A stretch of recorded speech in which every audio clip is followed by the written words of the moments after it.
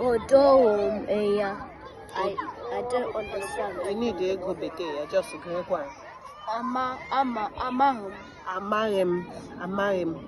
Called Robin. Efa mbungene. Efa bungene. Well done. Okwu onwa pusengene okwu bekee. Okwu onwa pusengene okwu bekee. Called Ibu onyele. Ibu onyele ngwatogharị.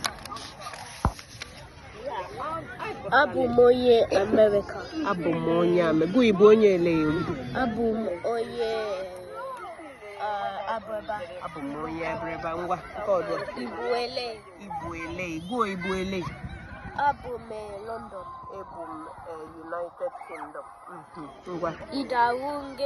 Idaru ngene. Eme ife fọmpụsa. Mmago ọdarụ ngene. Odaru teacher. Mma teacher. Ngwa kpa ya mambu mma teacher. Mambu oye ma teacher. Mambu mma teacher. Mambu ma teacher. Mam da nkuzi. Mam da kuzi. Ngwa.